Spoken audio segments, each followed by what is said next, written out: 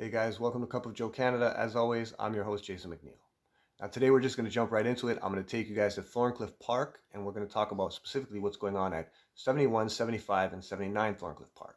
Now in terms of plot lines, the story is not new and it's not unique, but it's definitely relatable and it's currently happening in Thorncliffe Park, so we're going to talk about it. There's an interesting element that we'll get into about this specific story.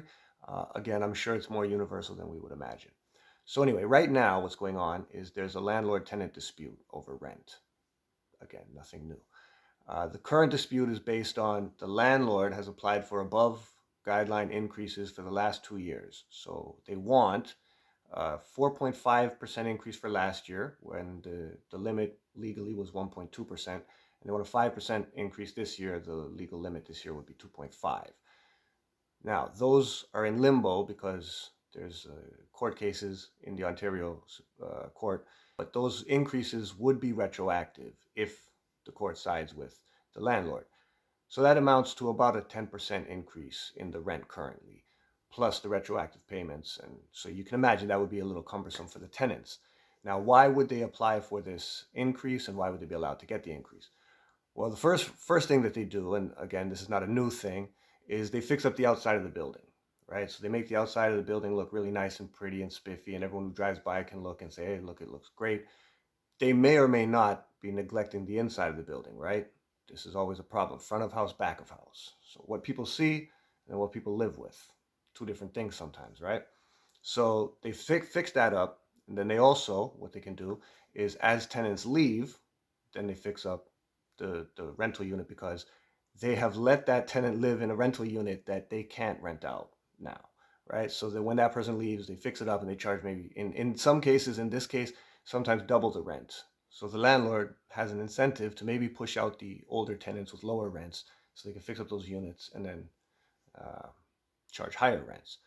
On top of charging higher rent for the unit that you are repairing, you can also roll those over, all the repairs and stuff that you're doing in renovations, and you can, sort of apply to put that across the board on all of the tenants. So because I'm doing these renovations in the building, maybe for these units that I'm renting out at double the cost, because I'm doing this in the building, I can ask to raise everyone's rent more. So because I'm doing all those renovations and it's costing me money as a landlord, I can try to pass that off to the tenants and ask for an across the board increase above the guideline that's been set out by the provincial government. So that's what they're doing. And what is happening inside? So inside, what you have is you have complaints from tenants about the landlord and about the fact that they have bugs, they have pests, bed bugs, they have rodents. They say that complaints are not addressed when they have issues in their apartments, and some of those include leaky ceilings, mold, clogged garbage chutes.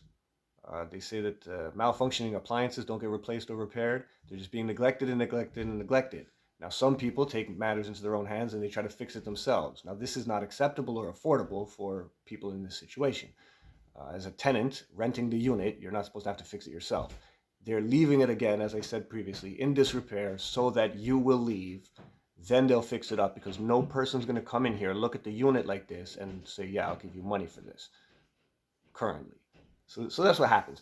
Anyway, resident Khalil Adrubi was quoted in the National Observer recently. He said, quote, it's like shiny granite on the outside and inside is garbage like charcoal. All right. So again, they're doing a bunch of stuff to make it look pretty. The people living there are not happy with the way it's being run.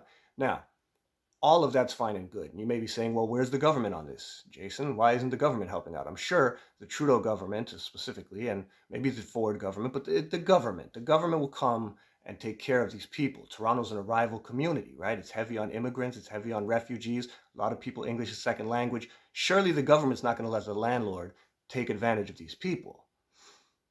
And that's where we get the special sauce on this political sandwich. Because the landlord is PSP Investments. And PSP Investments manages funds for federal employees' pensions. So the landlord is the company that manages pensions for public employees. PSP Investments is a crown corporation. And they manage the retirement portfolio or the pension plan for federal employees. So what PSP Investments does is PSP Investments invests with Starlight Investments. And Starlight Investments is what's called a financialized landlord. It's the largest landlord in Canada. They own, I believe, 60,000 units across the country. So a financial landlord, essentially, they manage portfolios of buildings, as opposed to managing hedge funds or mutual funds. Sorry. Starlight, as I said, is Canada's biggest landlord with 60,000 units. PSP in the GTA alone owns about 9,000 units. Okay, and of all of their units across Canada, 45% of their units that they own, of the buildings they own, have applied for above guideline increases in the last 2 years, or have open, active applications for above guideline increases. So, PSP Investments and Starlight Investments, it gets deeper, have been connected for a very long time. Now, they've actually been linked since 2007, and in 2007, Starlight Investments was not Starlight Investments. They were at that time known as TransGlobe. Now, some of the people who may be my age may remember TransGlobe in 2012 was scandalized for, again, being slumlords, having buildings with terrible conditions. And so, in 2012, they changed the name to Starlight Investments.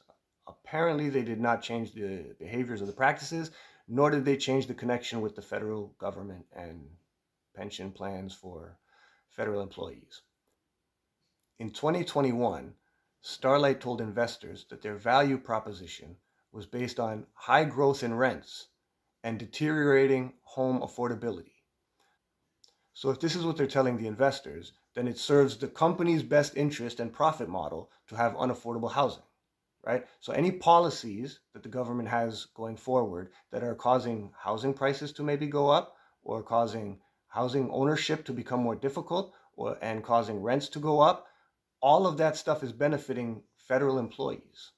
Now, in an arrival community like Thorncliffe, what you have is you have people coming over, refugees, immigrants, like I say, so a lot of them English second language, and they're being promised this better life in Canada, isn't it? And when they get here, they're living in buildings owned by companies that the federal government runs, and they're not being treated properly. Their buildings are not being taken care of, and we're like, hey, let's bring more. And all of these policies that bring more people, put more people here, give more people this resource. Where's the resource going? The resource is going to pay rent to a landlord that's sort of gouging them. Oh, who's the landlord? Oh, it's the federal government. Anyway, it all just seems kind of silly to me, and I just wanted to make you guys aware that the financialized landlord business is booming, and the federal government is heavily involved. The federal government is, again, paying the pensions of federal employees through the rent gouging of immigrants and refugees that came here to find a better life and, are scraping to get by. Sunny ways, right? Anyway, that's the show. I'm Jason McNeil. Don't forget to hit like, hit subscribe if you haven't already. Share this video with your friends, please, because this is an important issue, and we need to make people aware of what's going on. So, yeah, please share the video, leave a comment below, and I'll see you guys next time. Thanks for watching. Red strike! Red first! Red strike! Red first! Red strike! Red first! Red strike! Red first! Red strike!